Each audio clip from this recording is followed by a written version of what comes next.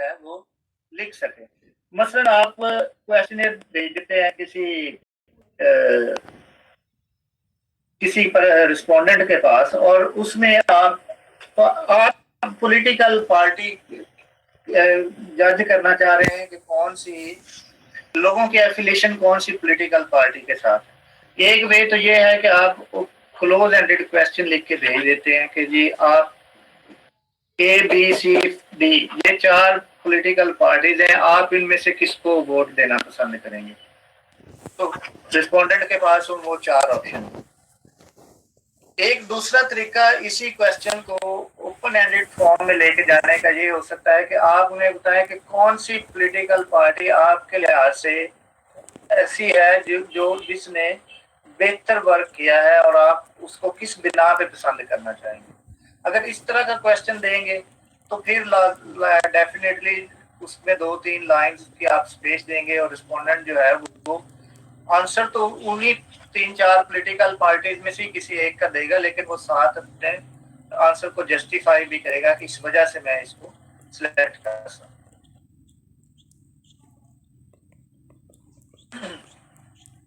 जी बिल्कुल सैरिश, वो ये बात हम कर चुके हैं कि क्लोज एंडेड क्वेश्चन जो है वो बेसिकली मल्टीपल चॉइस क्वेश्चन ही होते हैं, क्योंकि क्लोज एंडेड से मुराद ये होता है कि ऐसे क्वेश्चन जिनका आंसर रिस्पोंडेंट के पास लिमिटेड है ऑलरेडी, या तो डिफाइंड कैटेगरीज में से वो चूज कर सकता है जैसे मल्टीपल चॉइस, या उसके पास सिंपल यस या नो के अलावा कोई चॉइस नहीं होती।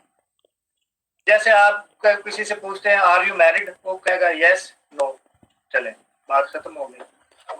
या आप उसको चॉइस दे देते हैं जी कि योर मैरिटल स्टेटस, आगे आप लिख देते हैं सिंगल, मैरिड, नेवर मैरिड और डाइवोर्स, विडो, ये आप रिस्पॉन्स कैटेगरीज दे देते हैं, ये मल्टीपल चॉइस में आ जाता है। लेकिन होता ये भी क्लोज एंडेड क्वेश्चन ही है। ओपन एंडेड क्वेश्चनेयर में लिमिटेड यूज किया जाता है, लेकिन अनस्ट्रक्चर्ड क्वेश्चनेयर भी डिजाइन किए जाते हैं जो समटाइम कुछ ऐसे टॉपिक, बेसिकली ये सारी चीजें डिपेंड करती हैं आपके रिसर्च टॉपिक और ऑब्जेक्टिव पे कि आपने किस तरह का क्वेश्चनेयर बनाना है, कौन सा टूल चूज करना है, कौन सा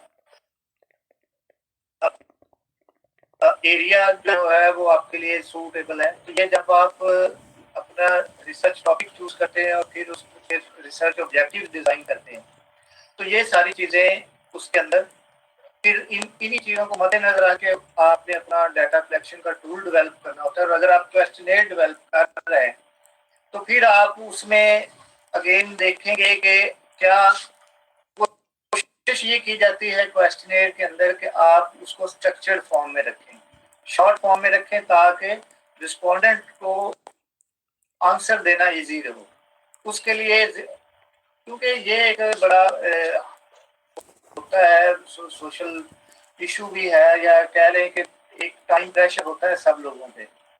अगर आप बहुत लंबा क्वेश्चनेयर किसी के पास फिल करने के लिए भेज दें तो उसके लिए बहुत टफ हो जाता है उनको रिप्लाई करना, या वो उसको छोड़ देगा। लेकिन अगर आपने ऑलरेडी रिस्पॉन्स कैटेगरीज और छोटे छोटे बनाए हुए क्वेश्चंस जिसका आंसर करना यस नो टिक करने में आसानी हो रिस्पोंडेंट के लिए, तो फिर ऐसा क्वेश्चनेयर उसको ज्यादा रिस्पॉन्स रेट मिलता है।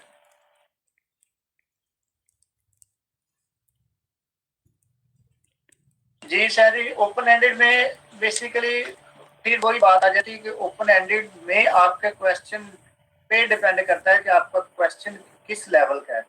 अगर लेकिन फिर भी ओपन एंडेड क्वेश्चन का मतलब यही होता है कि उसमें आपने रिस्पांस कैटेगरीज डेवलप नहीं की होती या मल्टीपल चॉइस नहीं दी होती रिस्पोंडेंट को, तो वो सिंपल यस नो या कोई 3-4 चीजों में से कोई एक चूज कर दे, रादर वो उसका डिटेल आंसर देगा।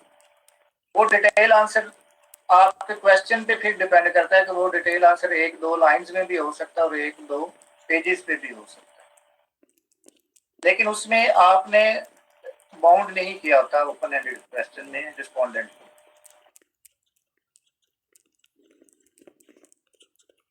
तो सिंपल इसकी दो ही टाइप्स हैं, स्ट्रक्चर्ड क्वेश्चनियर जिसमें हम आप close ended questionnaire questions use करते हैं, मल्टीपल चॉइस क्वेश्चन कह लें या रिस्पांस कैटेगरीज कह लें, वो आगे हम जब हम क्वेश्चनियर की डिज़ाइन करेंगे तो फिर उसमें इस चीज़ को डिटेल से डिस्कस करते हैं कि किस किस तरीके से आप क्वेश्चंस बना सकते हैं या किस किस तरह के क्वेश्चंस क्वेश्चनियर के अंदर होते हैं।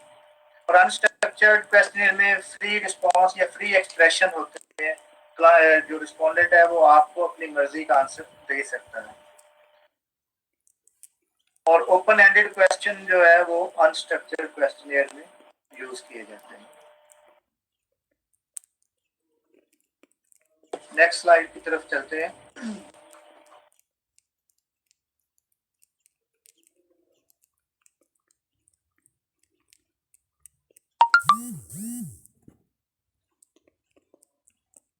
जी, तो क्वेश्चनियर आपने किस तरह से शेयर करना है रिस्पोंडेंट के साथ, क्योंकि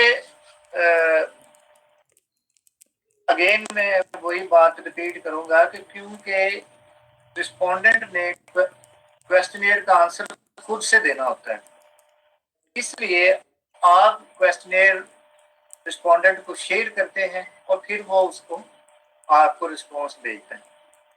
जो ओल्ड ट्रेडिशनल मेथड था वो था मैनुअल मोड, यानी कि पोस्ट या कोरियर के थ्रू, जो कि बहुत पॉपुलर था पास्ट में।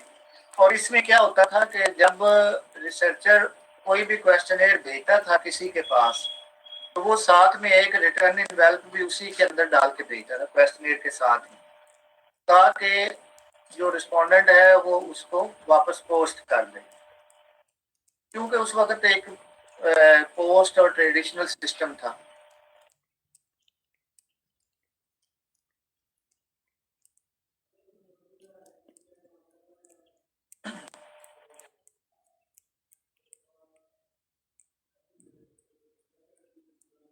जबकि प्रेजेंट चूंकि इलेक्ट्रॉनिक दौर आ गया है, इलेक्ट्रॉनिक मोड बहुत पॉपुलर हो रहा है, तो आजकल जो ज्यादातर अभी भी ट्रेडिशनल मोड भी यूज किया जाता है क्वेश्चनियर में, लेकिन इस वक्त जो ज्यादा पॉपुलर चल रहा है करंट, वो है इलेक्ट्रॉनिक मोड। और इलेक्ट्रॉनिक मोड में क्या क्या तरीके हैं, या तो ईमेल कर दिया जाता है क्वेश्चनियर,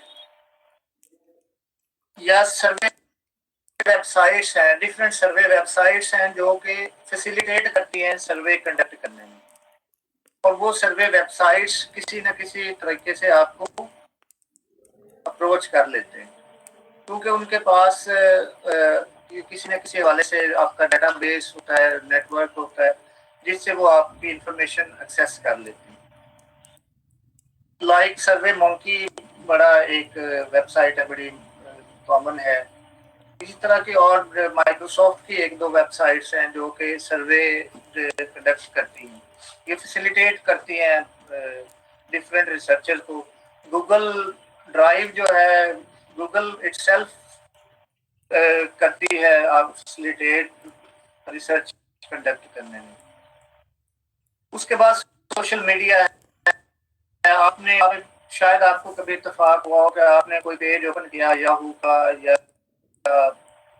या उससे हट के इसका फेसबुक का पेज आपने ओपन किया, तो साथ ही आपको एक राइट साइड पे क्वेश्चन आ जाता है जी कि हम आपके 2 मिनट लेना चाह रहे हैं, आप विलिंग हैं तो प्लीज इसको ये कुछ क्वेश्चंस हैं इनका आंसर कर दें। तो ये इस वक्त में बड़ा पॉपुलर मोड है इलेक्ट्रॉनिक मोड, क्योंकि अब लोग मैनुअल से, ट्रेडिशनल से मॉडर्न टेक्नोलॉजी की तरफ, मॉडर्न सिस्टम की तरफ शिफ्ट हो रहे हैं। तो इसी तरीके से ये ट्रांजिशन हुई है क्वेश्चनियर को शेयर करने के हवाले से। पास्ट में बहुत ज्यादा पॉपुलर था पोस्ट और कोरियर मोड, और इस वक्त इलेक्ट्रॉनिक मोड में स्पेशली सोशल मीडिया और ईमेल के थ्रू काफी ज्यादा पॉपुलर।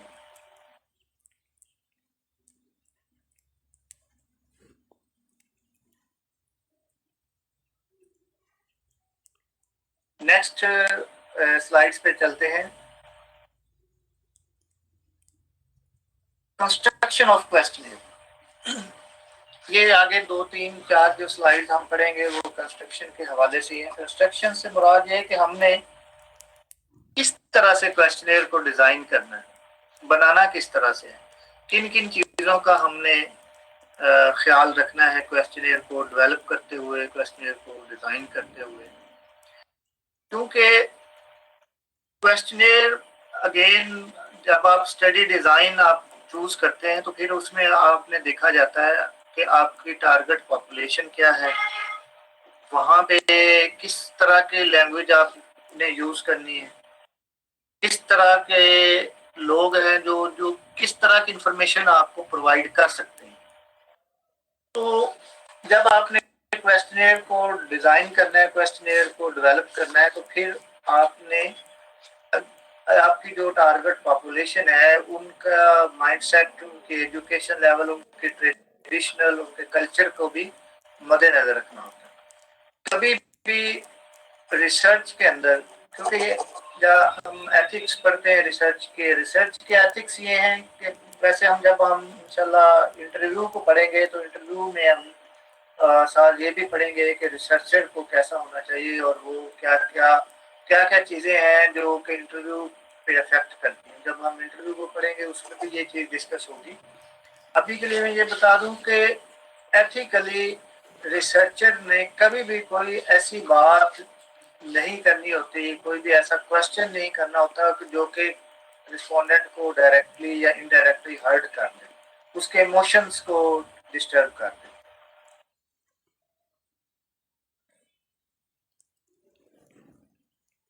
तो its development requires special skills.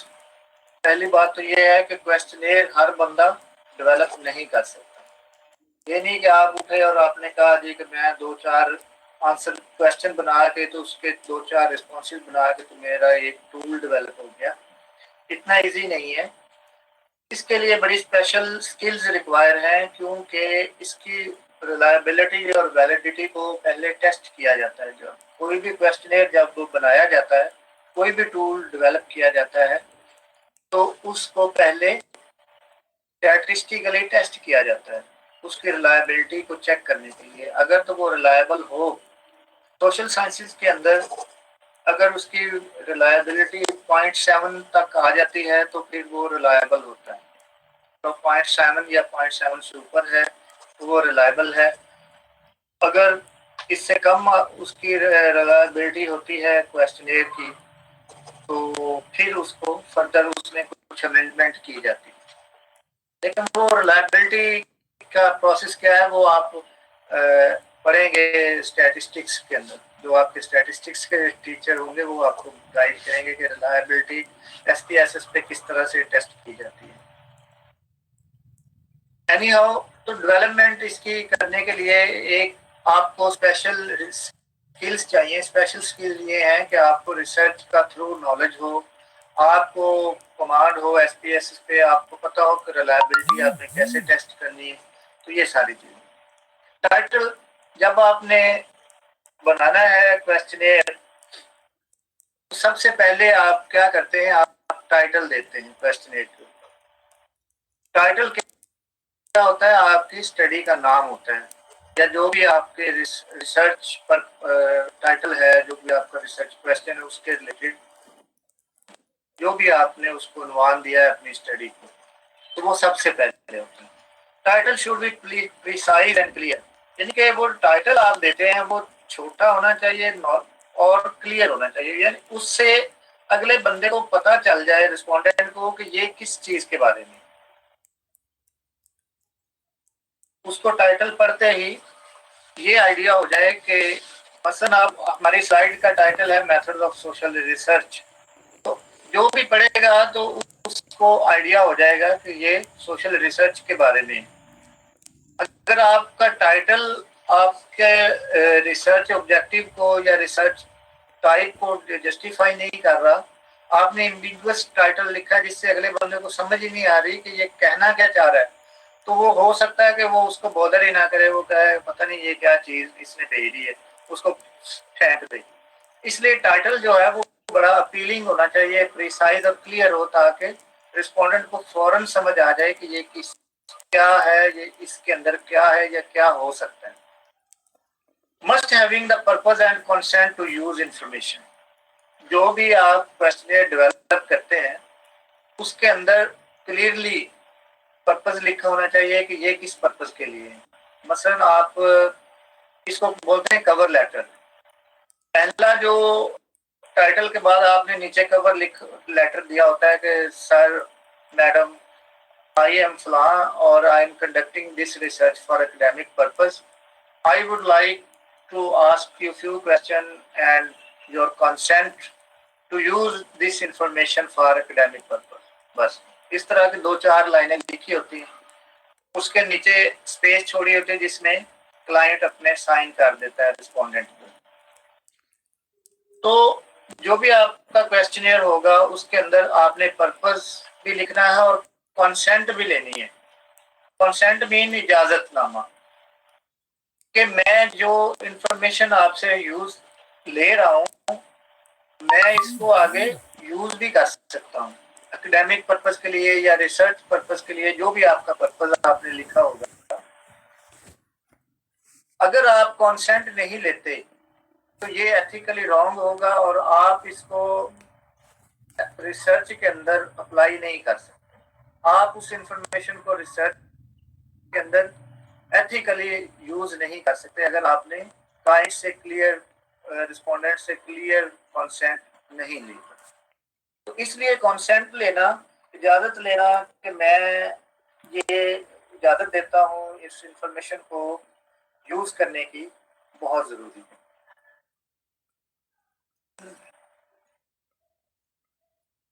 जी मिस शैरस, आप थोड़ा फॉरवर्ड जा रहे हैं, अभी हम इन चीज़ों को डिस्कस कर रहे हैं इंशाल्लाह और डिस्कस करेंगे, क्योंकि अभी तो हम फर्स्ट पेज पे हैं कि क्वेश्चनेयर को डिज़ाइन करने से पहले या जो फर्स्ट उसका पेज है उस पर क्या क्या इंफॉर्मेशन होनी चाहिए। उसके बाद it's design should in an appealing format. Appealing format से मुराद ये है कि जो क्वेश्चनेयर आपने सेंड किया है वो इस तरह से हो कि उसके जो क्वेश्चन हैं वो क्लियर लिखे हों, रिस्पांस कैटेगरीज क्लियर लिखी हों, उनके अंदर अप्रोप्रिएट स्पेस हो, ताकि जो रिस्पोंडेंट है उसको पढ़ने में, उसको समझने में प्रॉब्लम ना हो। अगर आपने बहुत छोटे छोटे फॉन्ट, आपका साइज बहुत छोटा है, या आपने जो कैटेगरीज हैं वो बहुत ज्यादा बना दी हैं, 7-8-10 कैटेगरीज बना दी हैं, जिसमें से समझ ही नहीं आ रही रिस्पोंडेंट को मैंने कौन सी कैटेगरी सिलेक्ट करनी है।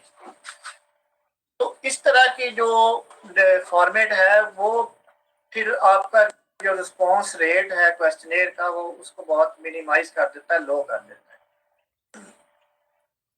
तो डिजाइन जो है क्वेश्चनेयर का वो अप्रोप्रिएट होना चाहिए ताकि अपीलिंग हो। जैसे ही कोई पेज ओपन करे तो उसको समझ आ जाए और वो कहे कि ठीक है जी मैं इसको फिल कर देता हूँ। Question must be in proper sequence. ये चीज बड़ी इंपॉर्टेंट है कि क्वेश्चनेयर जब आपने डिजाइन करना है तो क्वेश्चंस का सीक्वेंस बड़ा इंपॉर्टेंट होता है। अब ये नहीं है कि आपने जो बड़ी इंपॉर्टेंट इंफॉर्मेशन है उसको बड़े ऑर्डिनरी वे में लिख दिया है, या स्टार्ट में ही उस तरह की इंफॉर्मेशन जो कि बड़ी सेंसिटिव है उसको स्टार्ट में ही लिख दिया। इसके लिए क्या होता है कि आगे शायद मैंने कहीं लिखा भी है, इसके लिए फनल अप्रोच यूज की जाती है। फनल अप्रोच ये होता है कि ब्रॉड एरिया जो है, जो नॉर्मल क्वेश्चंस है वो पहले किए जाते हैं और जो स्पेसिफिक आपके रिसर्च के स्पेसिफिक क्वेश्चंस हैं या कोई सेंसिटिव क्वेश्चंस हैं उनको एंड पे रखा जाता है, ताकि जो रिस्पोंडेंट है वो पहले उनके क्वेश्चंस के वो हो जाए, उससे यूज टू हो जाए क्वेश्चन का आंसर करने में, टिक करने में, और फिर वो आखिरी जो इस तरह के सेंसिटिव क्वेश्चन है उनका भी आंसर वो कर दे। अगर आपने स्टार्ट में ही ऐसे क्वेश्चन डाल दिए जो कि जिनका आंसर करना रिस्पोंडेंट के लिए मुश्किल हो सकता है, तो फिर वो आपका जो क्वेश्चनेयर है उसको वो रिजेक्ट कर देगा, वो उसका आंसर नहीं करेगा। तो क्वेश्चन का सीक्वेंस जो है उसको आपने मेंटेन रखना होता है, ये बहुत ज़रूरी है। लैंग्वेज जो आपके क्वेश्चनेयर की है वो बहुत क्लियर और रेगुलर होनी चाहिए। क्लियर और रेगुलर से मुराद ये है कि वो लैंग्वेज हो जो सबको समझ में आती हो।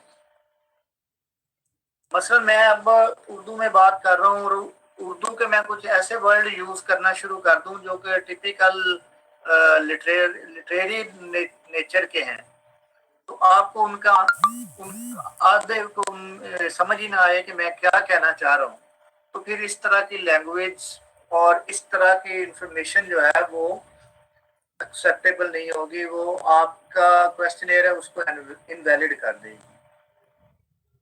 तो लैंग्वेज ऑर्डिनरी होनी चाहिए, रेगुलर होनी चाहिए, जो कि हर बंदे को समझ आ सके, अंडरस्टैंड कर सके। Avoid slangs. स्लैंग्स होते हैं ऐसी टर्मिनोलॉजी जो कि स्पेशल एक्सप्रेशन रखते हैं अपने अंदर, जो कि हम ऑर्डिनरी वे में बात करते हुए यूज करते हैं एक दूसरे, जैसे दोस्तों के साथ बात करते हुए कुछ बीच में कुछ ऐसे वर्ड्स बोलते हैं जो कि स्पेसिफिक मीनिंग रखते हैं अपने अंदर, लेकिन वो दूसरे लोगों को उसकी अंडरस्टैंडिंग नहीं होती। तो इस तरह के वर्ड्स जो हैं उनको स्लैंग्स कहा जाता है, वो नहीं बोलने आपने। जर्गन्स एंड स्पेशल एक्सप्रेशन जो है, जर्गन्स भी इसी तरह के वर्ड्स होते हैं जो कि स्पेशल एक्सप्रेशन रखते हैं अपने अंदर, जिनका मीनिंग जो है वो आम लोगों को समझ नहीं आता, सिर्फ एक सोशल ग्रुप के लोग उस चीज को समझ सकते हैं। मतलब कुछ लोगों ने आपस में कुछ बात करने के लिए कुछ स्पेशल एक्सप्रेशन रखे होते हैं कि अगर मैं ये वर्ड बोलूं तो उसका ये मतलब होगा। तो इस तरह के जो स्पेशल एक्सप्रेशंस हैं वो आपने रिसर्च के अंदर नहीं यूज करने, क्वेश्चनेयर के अंदर यूज नहीं करने, बल्कि आपने ऑर्डिनरी रेगुलर लैंग्वेज क्वेश्चनेयर के अंदर यूज करनी है। कंस्ट्रक्शन ऑफ क्वेश्चनेयर कंटिन्यू है। Avoid leading double barrelled and repetitive questions. Leading question क्या होते हैं? लीडिंग क्वेश्चन ऐसे क्वेश्चंस होते हैं जो कि किसी स्पेसिफिक आंसर की तरफ डायरेक्ट कर रहे होते हैं।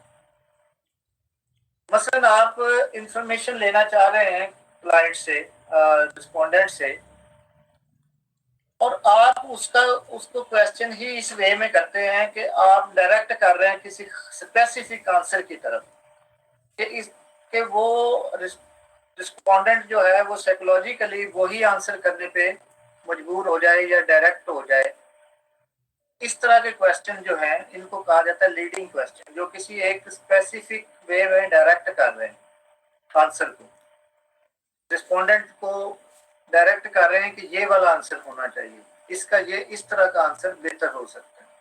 तो इस तरह के क्वेश्चन जो है उनको अवॉइड करना चाहिए, वो नहीं होने चाहिए आपके। डबल बैरल क्वेश्चन वो होते हैं कि एक ही क्वेश्चन के अंदर आप दो मुख्तलिफ स्टेटमेंट दे देते हैं, यानी कि एक ही क्वेश्चन के अंदर आप इस तरह से, आपका क्वेश्चन इस नौइयत का है कि वो दो मुख्तलिफ चीज़ों को अपने अंदर रखता है, दो मुख्तलिफ बातों को वो या तो मर्ज कर रहा है या दो ऑपोजिट बातों को आप एक ही स्टेटमेंट के अंदर डाल देते हैं, जिससे कंफ्यूजन क्रिएट हो जाती है कि इसका इस क्वेश्चन का आंसर क्या होना चाहिए, यस होना चाहिए या नो होना चाहिए। इस तरह के क्वेश्चन जो कि कंफ्यूज कर सकते हैं या जिनके अंदर दो अपोजिंग स्टेटमेंट हो सकती हैं, वो क्वेश्चन होते हैं डबल बैरल्ड। रिपीटेटिव क्वेश्चन वो क्वेश्चन होते हैं जो बात आप पहले पूछ चुके हैं उसी को फिर दोबारा रिपीट कर दें। अगर आप एक ही बात को 2 या 3 दफा रिपीट करेंगे तो उससे भी एक तो अच्छा इंप्रेशन नहीं पड़ेगा, दूसरा आपका जो डाटा है उसकी रिलायबिलिटी और वैलिडिटी में प्रॉब्लम आ जाएगा, तीसरा जो रिस्पोंडेंट है वो इस बात से चिढ़ सकता है, उसके लिए एक ये नेगेटिव बात होगी कि आप उससे बार बार एक ही बात डिफरेंट वे में पूछ रहे हैं। तो ये चीज इंपॉर्टेंट है, जब आपने क्वेश्चन डिजाइन करना है तो आपने लीडिंग या डबल बैरल या रिपीटेटिव क्वेश्चंस को अवॉइड करना। Same questionnaire with same wording should be share to all respondent. आपने जो भी क्वेश्चनर डिजाइन करना है तो फिर वो सबको एक जैसा ही देना है। ये नहीं कि आप आधे रिस्पोंडेंट को तो किसी और लैंग्वेज में दे दें, लैंग्वेज मीन के किसी और वर्ड्स में, या क्वेश्चन का सीक्वेंस आगे पीछे हो, या क्वेश्चन की नोयत चेंज हो, जबकि कुछ लोगों को आप किसी और वे में दे रहे हैं। एक ग्रुप को आप 4 रिस्पॉन्स कैटेगरीज के साथ क्वेश्चनर दे रहे हैं और दूसरे ग्रुप को आप 3 रिस्पॉन्स कैटेगरीज के साथ क्वेश्चनर दे रहे हैं। तो ऐसे क्वेश्चंस से आप ऐसे आपने नहीं करना। जो भी क्वेश्चंस आपने डेवलप करना है वो आपने सब रिस्पोंडेंट्स को इक्वली और एक ही वे में ट्रीट करना। Funnel approach should be used, ये अभी हमने बात की थी। फनल अप्रोच ये होती है, फनल बेसिकली कीफ को कहते हैं उर्दू में, कीफ, जिसका ऊपर वाला हिस्सा जो जब आपने देखा होगा तो ऑयल शायल डालने के लिए वो कीफ का इस्तेमाल किया जाता है, जो कि नीचे से बिल्कुल पतली सी होती है और ऊपर से उसका मुंह बड़ा खुला होता है, उसको फनल कहते हैं। तो रिसर्च के अंदर हमेशा फनल अप्रोच यूज की जाती है कि ब्रॉडर एरिया जो कि जनरल क्वेश्चंस है, जो जनरल बातें हैं उनको पहले पूछा जाता है, और स्पेसिफिक जो आपके क्वेश्चंस हैं या जो सेंसिटिव इंफॉर्मेशन है उसको बाद में देखा जाता है। फ्रॉम जनरल टू स्पेसिफिक आप नैरो डाउन करते हैं चीजों को, पहले ओपन, फिर उसको करते करते नैरो डाउन करते करते बिल्कुल एंड पे आप उसको एक नैरो पॉइंट पे लेकर आ जाते हैं। तो फनल अप्रोच जो है वो यूज की जाती है।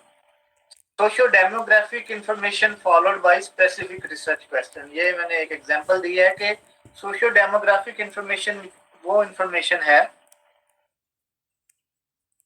कि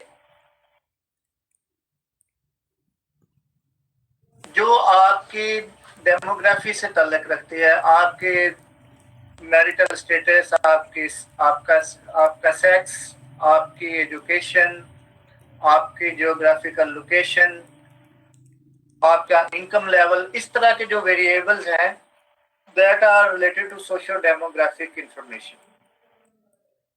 तो इस तरह के जो भी क्वेश्चनर होता है उसके अंदर ये पहला पार्ट होता है, उसके कम से कम 2 पार्ट होते हैं, जिसमें से पहला पार्ट जो होता है वो सोशियो डेमोग्राफिक इंफॉर्मेशन का होता है। हाँ, ये मैंडेटरी नहीं है कि रिस्पोंडेंट का नाम जो है वो मैंडेटरी नहीं होता क्वेश्चनर के अंदर, वो यूजुअली या तो होता ही नहीं है या ऑप्शनल होता है, क्योंकि नाम को रिसर्चर ने कुछ नहीं करना, उसको बाकी जो डेमोग्राफिक वेरिएबल्स हैं जैसे मेल फीमेल, उसका इनकम लेवल, एजुकेशन लेवल, उसकी ड्विलिंग के वो अर्बन एरिया में रहता है या रूरल एरिया में रहता है, इस तरह के जो डेमोग्राफिक इंफॉर्मेशन है वो रिसर्चर के लिए इम्पोर्टेंट होती है, जबकि नाम का कॉलम यूजुअली होता ही नहीं है क्वेश्चनर के अंदर, और वो भी तो उसके आगे ऑप्शनल लिखा जाता है कि वो अगर कोई लिखना चाहे तो ओके, अदरवाइज उसकी कोई जरूरत नहीं।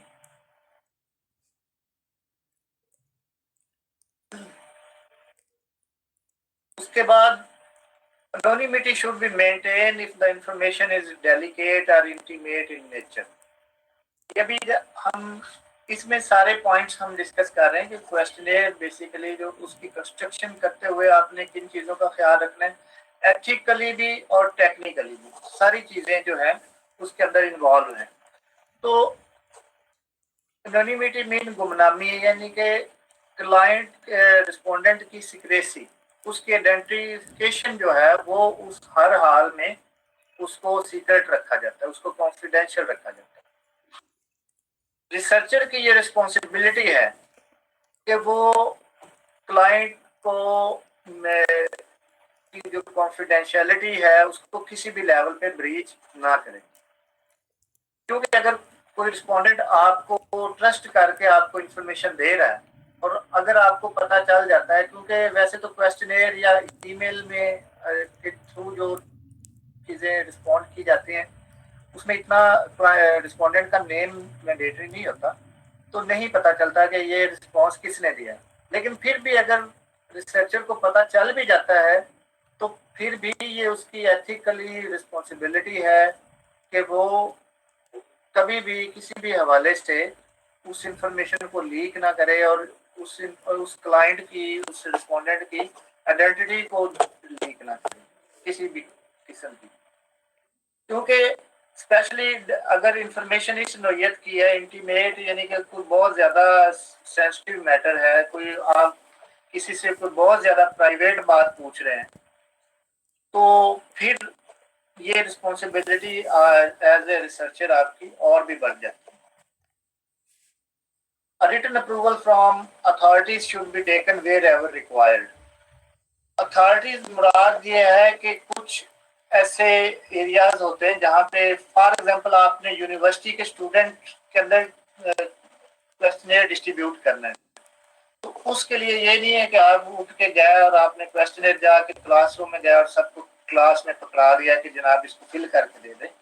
उसके लिए आपको रिटन अप्रूवल रिक्वायर्ड होगी डीन की तरफ से, प्रिंसिपल की तरफ से, कि जी मैं, आप पहले उन्हें जाके मिलेंगे, मैंने ये मेरा रिसर्च प्रोजेक्ट है, मैं ये पर्पज है और इसके लिए मुझे मेरी ये टारगेट पॉपुलेशन है और मैं इस तरह के स्टूडेंट से इंफॉर्मेशन लेना चाह रहा हूँ, तो मुझे इसकी इजाज़त दी जाए। इजाज़त मिलने के बाद ही आप इसको, रिसर्च को या क्वेश्चनेयर को रिस्पोंडेंट में डिस्ट्रीब्यूट कर सकते हैं, उससे पहले आप नहीं ऐसा कर सकते। इसी तरह कोई और इदारे हैं जो कि ख़ास तौर पे पुलिस का महकमा है, आर्मी का महकमा है, या इस तरह के महकमे जो कि गवर्नमेंट के अंडर आते हैं, तो वहाँ से फिर आपकी हायर अथॉरिटी से इजाज़त लेना, अप्रूवल लेना रिसर्च पर्पज के लिए बहुत ज़रूरी होता है। Pilot study before the main study, ये वही बात है जो रिलायबिलिटी टेस्टिंग, क्योंकि क्वेश्चनेयर को कभी भी फील्ड में भेजने से पहले पायलट स्टडी की जाती है। पायलट स्टडी क्या होता है कि जनरल या मेन स्टडी कंडक्ट करने से पहले एक ट्रायल स्टडी कंडक्ट की जाती है, एक शॉर्ट स्टडी, उसी स्टडी की एक शॉर्ट फॉर्म या कह लें कि ट्रायल स्टडी कंडक्ट की जाती है। फॉर एग्जांपल आपने क्वेश्चनेयर डेवलप किया है जो कि 2000 लोगों से आपको डाटा रिक्वायर है,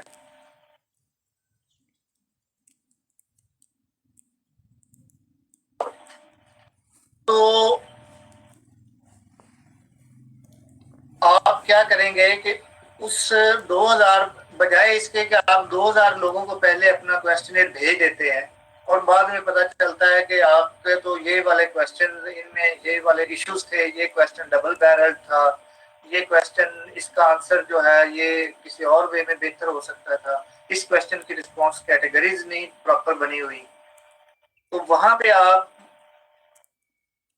इस तरह के फील्ड में भेजने से पहले आप पायलट स्टडी कंडक्ट करते हैं। आप क्या करते हैं कि 40 से 50 रिस्पोंडेंट, बजाय के 2000 लोगों में डिस्ट्रीब्यूट करने के 40-50 रिस्पोंडेंट सिलेक्ट करते हैं और उनको आप अपना पहले क्वेश्चनेयर भेजते हैं। फिर उनके रिस्पॉन्सेज से आपको अंदाजा होता है कि इसके अंदर क्या कमी है या कोई इसमें फर्दर इम्प्रूवमेंट या डेवलपमेंट की ज़रूरत है। यहाँ पे मैं, ये रबनवाज साहब ने एक क्वेश्चन किया है, उसका चले मैं आंसर दे देता हूँ। उन्होंने लिखा है कि what is the difference between exploratory questionnaire and qualitative questionnaire.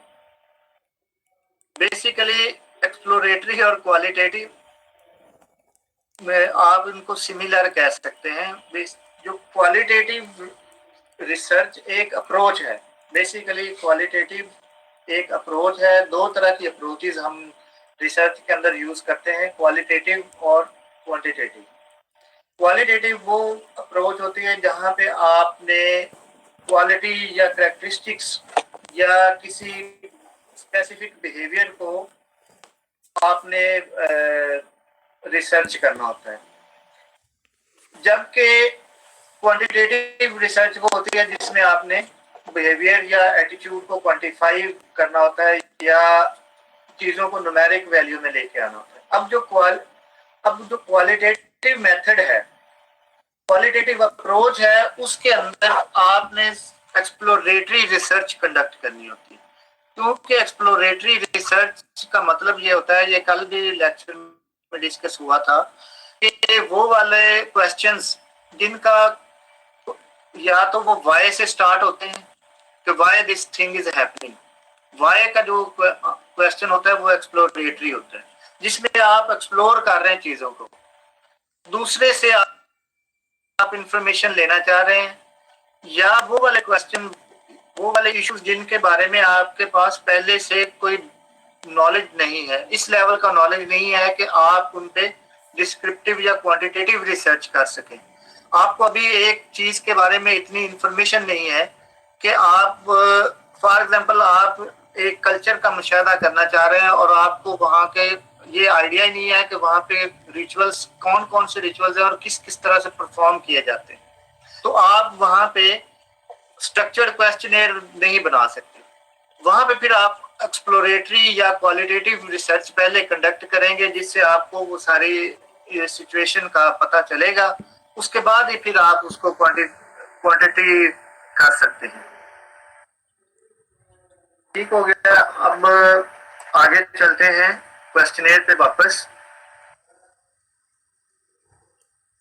Construction of questionnaire, dichotomous and nominal response categories. ये जब आप क्वेश्चनेयर बना रहे हैं तो अब ये हम अभी बात कर रहे थे कि किस किस तरह के क्वेश्चंस उसमें हो सकते हैं, किस किस तरह के रिस्पॉन्स कैटेगरीज आप बना सकते हैं।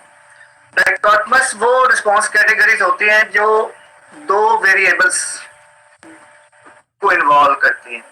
दो वेरिएबल जैसे लाइक यस और नो, मैरिड और अनमैरिड, मेल और फीमेल, इस तरह के जो वेरिएबल जिनका दो पॉसिबल आंसर हो, उनको कहते हैं डाइकोटमस।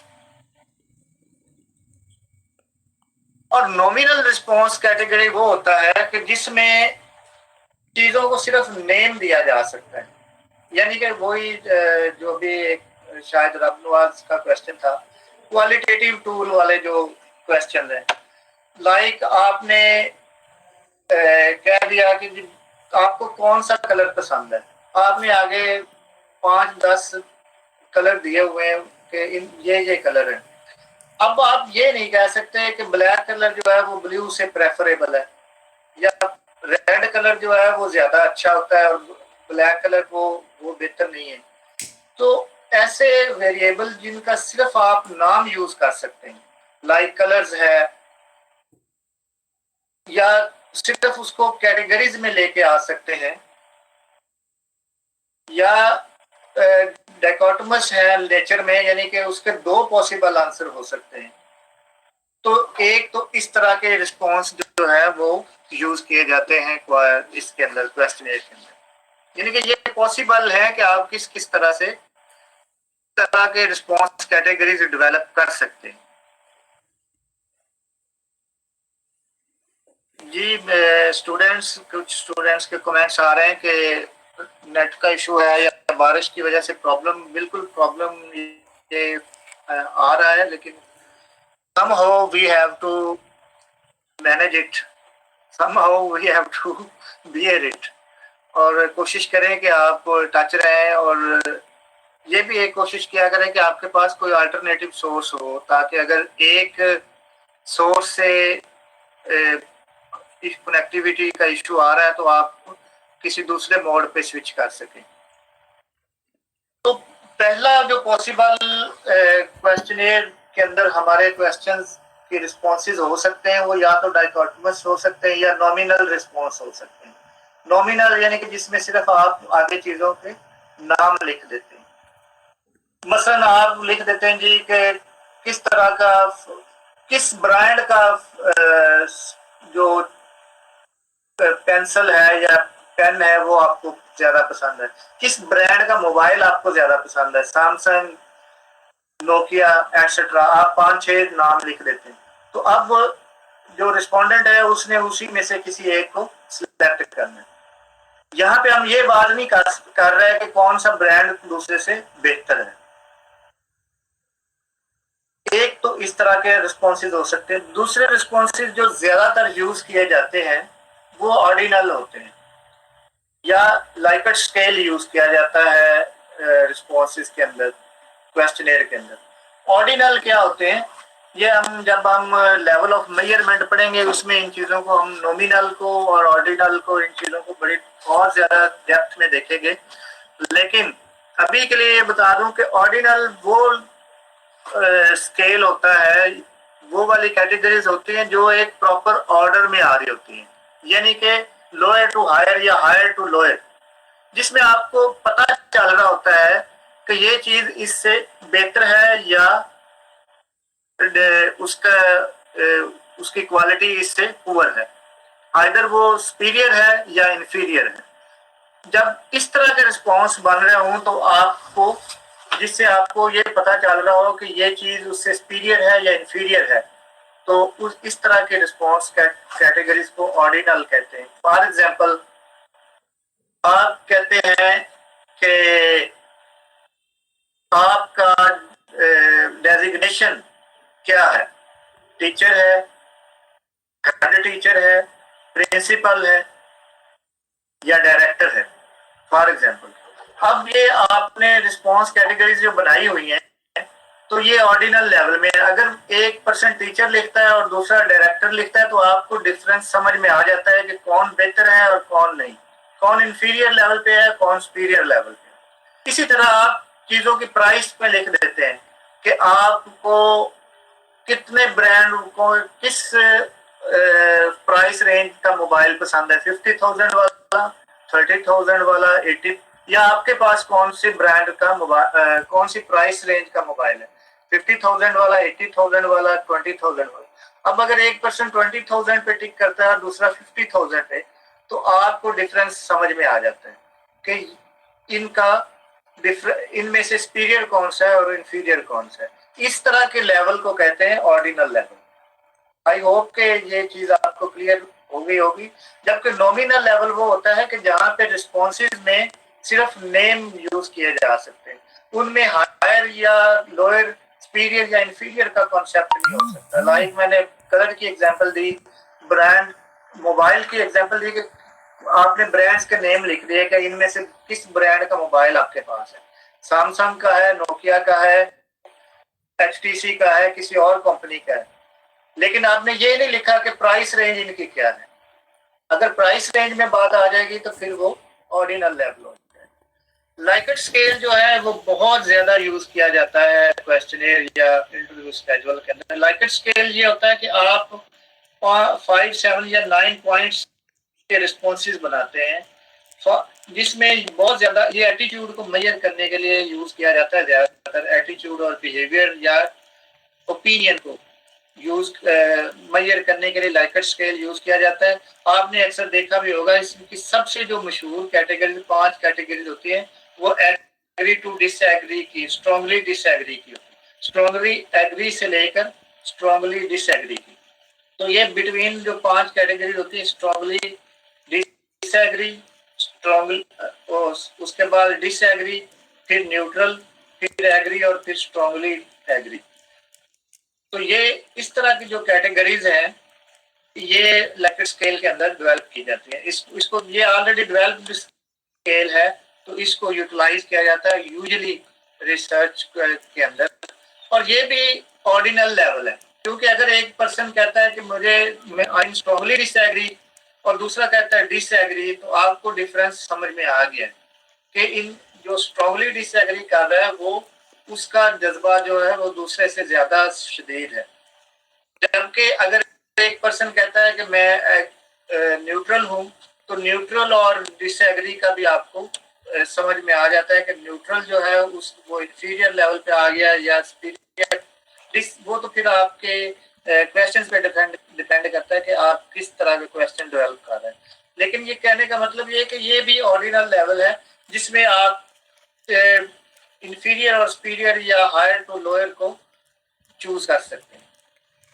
उसके बाद ओपन एंडेड क्वेश्चन आ जाते हैं क्वेश्चनियर के अंदर, जो कि जिसका आंसर आप रिस्पोंडेंट पे छोड़ देते हैं। लेकिन क्वेश्चनियर के अंदर जो भी अगर इवन आप ओपन एंडेड क्वेश्चन भी करते हैं तो वो इस तरह इस नौइयत के होते हैं कि जिनका आंसर बहुत ज्यादा डिटेल में ना हो, एक या दो लाइंस का मुख्तसर सा आंसर हो जिसमें आपको और बेहतर पता चल जाए। फॉर एग्जाम्पल आपका क्वेश्चन ये था कि आप किस ब्रांड का मोबाइल रखते हैं, वो कहता है जी नोकिया। आपने नीचे ये लिख दिया ओपन एंडेड क्वेश्चन कि आपको नोकिया क्यों पसंद है, तो वो उस रिस्पोंडेंट उसका आंसर कर देगा कि जी इसके फंक्शन बहुत अच्छे हैं या इसकी प्राइस लोअर है।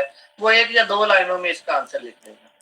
तो इस तरह के क्वेश्चंस तो यूजुअली यूज किए जाते हैं अगर ओपन एंडेड करने हो क्वेश्चनियर के अंदर।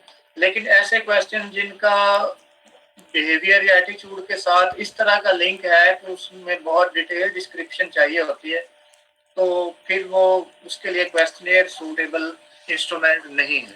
उसके लिए फिर इंटरव्यू या फर्दर कोई और टूल जो है वो सूटेबल है।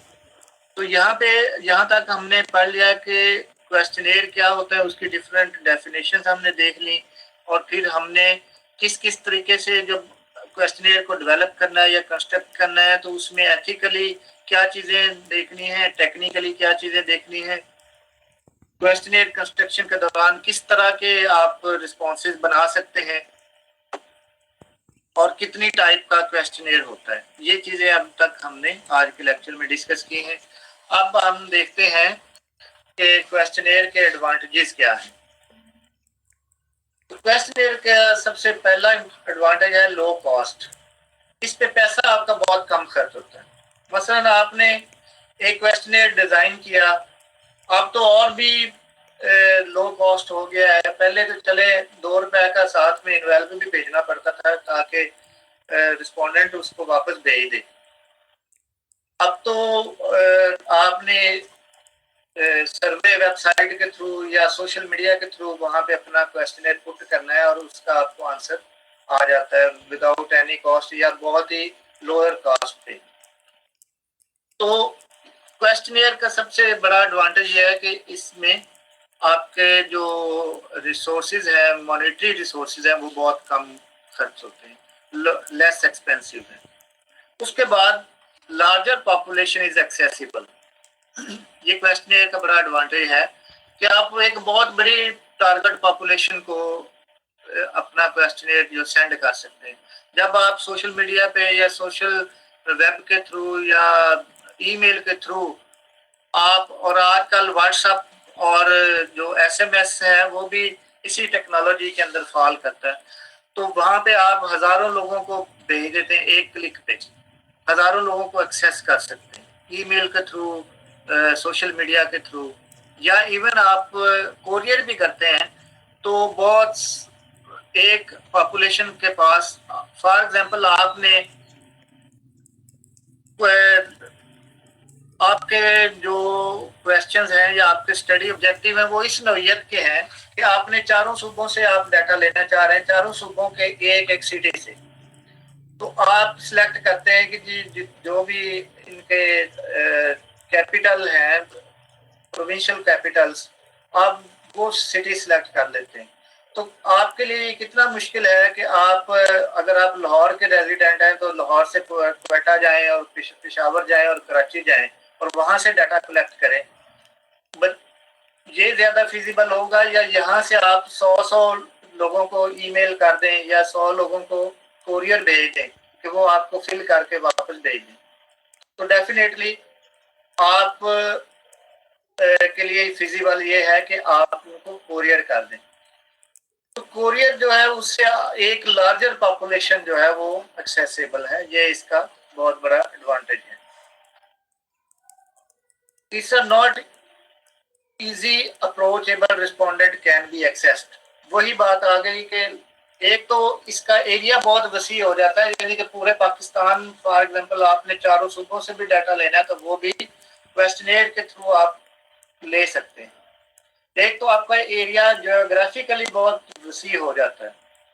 दूसरा ये कि वो रिस्पोंडेंट जिनको फिजिकली अप्रोच करना आपके लिए टफ है, आप उनको क्वेश्चनेयर फिल करके क्वेश्चनेयर भेज के भी उनसे डाटा मंगवा सकते हैं। यानी कि ये रिसर्चर के लिए पॉसिबल नहीं होता कि वो हर तरह के फील्ड में जाके तो वो डाटा कलेक्ट कर ले। तो ऐसे एरियाज फॉर एग्जांपल आपने किसी ऐसी जगह पे रिसर्च करनी है जहाँ पे आपको जाने के लिए या तो परमिशन नहीं मिलती, या अगर मिलती भी है तो वो एक बड़े लंबे प्रोसीजर के बाद मिलती है। तो बजाय इसके कि आप वहाँ पे फिजिकली जाए, आप वहाँ पे उनको ईमेल कर देते हैं या कुरियर कर देते हैं कि ये हमारे क्वेश्चन है, प्लीज इनका आंसर कर दें, अगर वो सेंसिटिव नोयत के नहीं है। तो यानी कि ये इसका एडवांटेज है कि आप ऐसे रिस्पोंडेंट को भी अप्रोच कर सकते हैं जो कि जिनको वैसे अप्रोच करना आपके लिए पॉसिबल ना हो या बहुत मुश्किल। फ्री फ्रॉम रिसर्चर बायस। देखिए क्वेश्चनेयर की फिलिंग के अंदर, क्वेश्चनेयर का रिस्पांस के अंदर रिसर्चर की कोई इन्वॉल्वमेंट नहीं है। वो रिस्पोंडेंट की अपनी चॉइस होती है, वो अपनी मर्जी से उसका आंसर देता है। इसलिए रिसर्चर का जो सब्जेक्टिविटी है, रिसर्चर का जो बायसनेस है कि जिसमें कोई रिसर्चर के कोई लाइकिंग डिसलाइकिंग रिफ्लेक्ट हो रही हो, तो वो फिर क्वेश्चनेयर के अंदर ऐसा नहीं होता। Enough time available for respondent to answer. Respondent के पास प्लेंटी ऑफ टाइम होता है चीजों को आंसर करने का। मसलन आपने क्वेश्चनेयर भेज दिया, अब रिस्पोंडेंट को मिला, उसने देखा, उसने कहा चले मैं फ्री टाइम में इसको आंसर करूंगा। जब उसको फ्री टाइम अवेलेबल होता है वो तसल्ली से बैठ के हर क्वेश्चन को पढ़ता है और उसका आंसर कर देता है। तो enough time available for respondent to answer. Respondent can maintain anonymity. वही है अगेन बात के कॉन्फिडेंशियलिटी मेंटेन करना रिस्पोंडेंट के लिए बहुत इजी हो जाता है, क्योंकि क्वेश्चनेयर पे नाम वगैरह लिखने की जरूरत नहीं होती। तो रिस्पोंडेंट इतना कॉन्फिडेंट हो जाता है कि अगर मैं स्पेशली कोई इस तरह की इंफॉर्मेशन हो जो कि उसके किसी प्राइवेट बिहेवियर के बारे में हो, तो फिर इस तरह की इंफॉर्मेशन के लिए रिस्पोंडेंट ज़रा रिलेक्टेंट हो जाता है अगर उसको उससे डायरेक्टली पूछा जाए। लेकिन अगर क्वेश्चनेयर के थ्रू पूछा जाए और उसमें उसको ये इंश्योर हो कि मेरी ये जो इंफॉर्मेशन है ये सिर्फ रिसर्च पर्पस के लिए है और ये किसी भी लेवल पे ब्रीच नहीं होगी या मेरा पता नहीं चलेगा कि ये इंफॉर्मेशन किसने दी है, तो फिर रिस्पोंडेंट जो है वो ज़रा दिल बड़ा करके तो हर तरह की इंफॉर्मेशन देने के लिए आमादा हो जाता है। तो ये भी इसका क्वेश्चनेयर का एडवांटेज है कि इस तरह की इंफॉर्मेशन भी आप ले लेते हैं जो कि क्योंकि एनोनिमिटी मेंटेन हो रही है। उसके बाद इसके कुछ हम डिसएडवांटेजेस देख लेते हैं कि क्वेश्चनेयर के डिसएडवांटेजेस क्या हैं। लो रिस्पांस रेट, ये इसका एक बहुत बड़ा डिसएडवांटेज है। अगर आप 1000 लोगों को क्वेश्चनेयर भेजते हैं तो उसमें से 200 आपको रिप्लाई करते हैं, 250 रिप्लाई करते हैं, 1000 के 1000 आपको रिप्लाई नहीं करते। इवन आप 1000 लोगों को ईमेल भी करते हैं तो आपको 1000 लोगों का रिप्लाई नहीं आता। बहुत इसका रिस्पांस रेट जो है वो लोअर है। इनकम्प्लीट रिस्पॉन्सेज, ये एक और इशू है कि आधे क्वेश्चंस फिल हुए होते हैं और आधे नहीं हुए होते हैं, या बात कार ये होता है कि एक क्वेश्चन के आगे 2 जगह पे टिक मार किया होता है। मसलन आपने लिखा कि you agree with this product, I like to, आपका क्वेश्चन ये है कि I like to use this product. आपने आगे लाइकट स्केल पे रिस्पॉन्सिव बनाए हुए हैं कि स्ट्रांगली डिसएग्री, न्यूट्रल, एग्री और स्ट्रांगली एग्री। अब उसने क्या किया, रिस्पोंडेंट ने न्यूट्रल पे भी टिक कर दिया और स्ट्रांगली एग्री पे भी कर दिया। तो ये वाला जो प्रॉब्लम है, इससे भी वो वाला आपका क्वेश्चन जो है वो इनवैलिड हो जाता है। आप उसको रिसर्च के अंदर नहीं शामिल कर सकते क्योंकि यू आर नॉट श्योर कि ये एक्चुअल रिस्पॉन्स कौन सा है। इसी तरह ही ये वाला रिस्पॉन्स भी इनकम्प्लीट रिस्पॉन्स में जाता है, और वो ऐसा रिस्पॉन्स जिसका उसने सिरे से जवाब ही ना दिया हो वो भी इनकम्प्लीट रिस्पॉन्स। और ये क्वेश्चनेयर का एक बहुत बड़ा डिसएडवांटेज है। स्लो प्रोसेस, क्वेश्चनेयर एक स्लो प्रोसेस है। आप भेजते हैं, ईमेल करते हैं, आप थ्रू कोरियर भेजते हैं, रिस्पोंडेंट मिलता है, वो कहता है अच्छा मैं लिया, टाइम मुझे मिलेगा, टाइम अवेलेबल होगा तो मैं इसका आंसर करूंगा। फिर आंसर करके सम टाइम क्या होता है कि आंसर करके भी वो अपने पास रख लेता है, अच्छा मुझे फ्री टाइम मिलेगा तो मैं वापस कोरियर में जाके दूंगा, कोरियर कंपनी के हैंड ओवर करूंगा। तो ये प्रोसेस जो है वो थोड़ा लंबा हो जाता है, स्लो प्रोसेस है इसका क्वेश्चनेयर के रिटर्निंग का process. Literacy and understanding issue, ये भी इसके अंदर आते हैं, क्योंकि अगर आपका जो रिस्पोंडेंट है वो ज्यादा पढ़ा लिखा नहीं है, या आपका क्वेश्चन इतना क्लियर नहीं है, या उसको क्वेश्चन की प्रॉपर, समटाइम ये होता है कि आपने क्वेश्चन क्लियर लिखा हुआ है लेकिन रिस्पोंडेंट की अंडरस्टैंडिंग जो है वो फिर भी उसको नहीं समझ पा रहा होता है कि मुझे यहाँ पे इसका आंसर क्या करना चाहिए। तो ऐसी सिचुएशंस भी क्वेश्चनेयर के अंदर बहुत ज्यादा राइज होती है, और ये भी इसके रिस्पॉन्स रेट को स्लो कर देती है। Can applied on educated and cooperative respondents, सिर्फ जो क्वेश्चनेयर है वो एजुकेटेड लोगों को दिया जा सकता है, जिसको आपको पता हो कि वो पढ़ लिख सकते हैं और पढ़ लिख के इसका आंसर कर सकते हैं। और कोऑपरेटिव होना भी जरूरी है रिस्पोंडेंट का। अगर रिस्पोंडेंट जो है वो कोऑपरेटिव ना हो तो बेशक वो पढ़ा लिखा भी हो तो वो आपके क्वेश्चनेयर का आंसर नहीं करेगा। जब वो आपके क्वेश्चनेयर का आंसर नहीं करेगा तो फिर आपकी जो रिसर्च एफर्ट है वो बड़ी कॉम्प्रोमाइज हो जाएगी। लॉस्ट ऑफ रिसर्चर कंट्रोल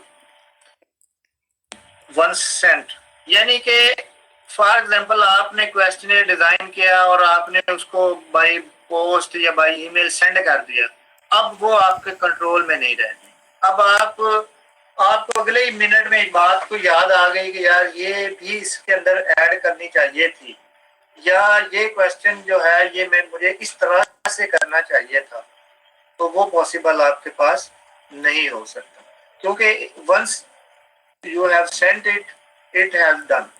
फिर अब आपके कंट्रोल में नहीं है तो आप उसको कुछ नहीं कर सकते, रिवोक नहीं कर सकते।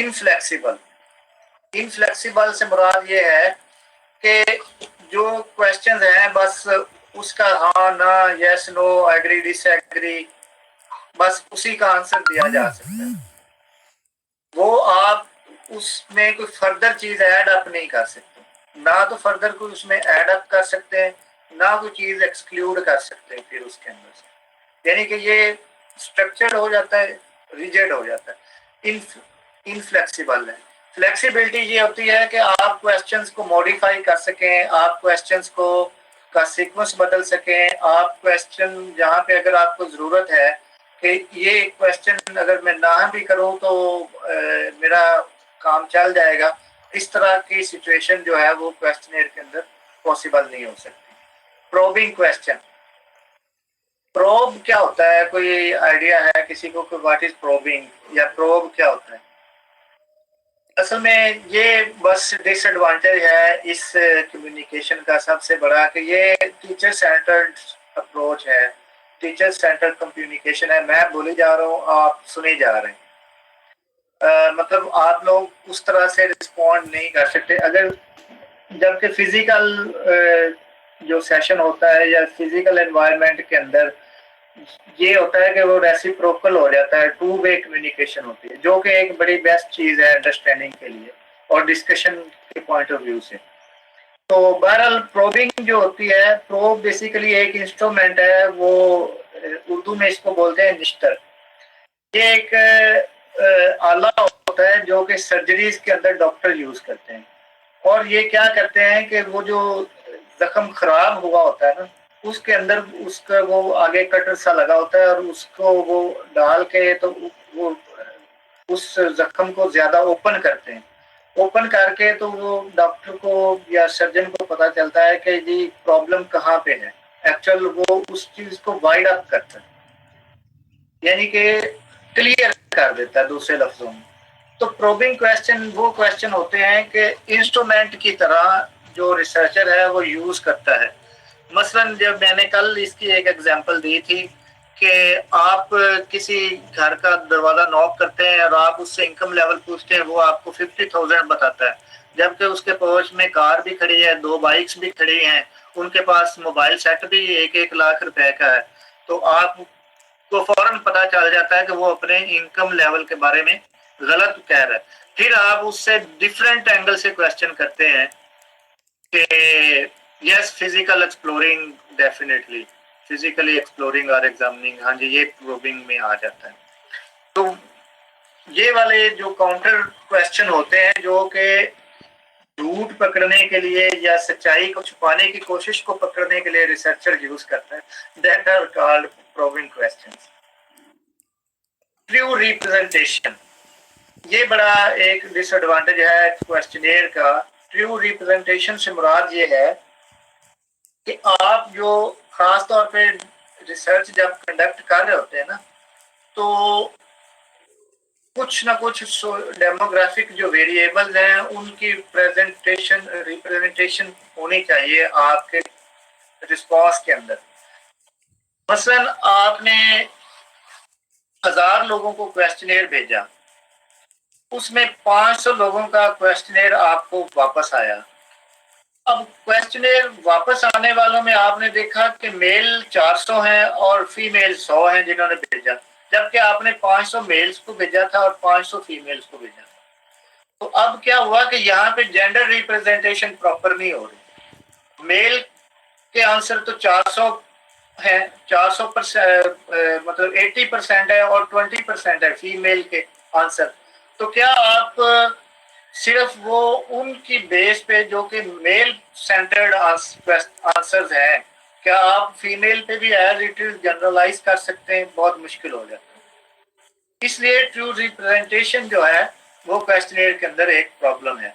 यानी कि ये सिर्फ जेंडर के पॉइंट ऑफ व्यू से नहीं है, एजुकेशन के पॉइंट ऑफ व्यू से भी है। आपके रिसर्च इस तरह की है कि उसमें आपने मैट्रिक वालों को भी शामिल करना चाह रहे हैं और मास्टर्स वालों को भी करना चाह रहे हैं, लेकिन मास्टर्स वाले आपको 70% जवाब दे रहे हैं और मैट्रिक वाले 30%, तो फिर आपके लिए रिप्रेजेंटेशन का इशू बन जाता है। अजान आ रही है, हम यहाँ पे 2 मिनट का ब्रेक लेते हैं। आप इस दौरान में अगर आपका कोई क्वेश्चन है तो उसको टाइप कर दें, ताकि अगर कोई डिस्कशन से रिलेटेड है या और कुछ आज के सेशन के हवाले से आपको कुछ कहना चाहते हैं तो वो आप कर रहे हैं। मैं अभी माइक एक दफ़ा म्यूट कर रहा हूँ 2 मिनट के लिए। Thank you.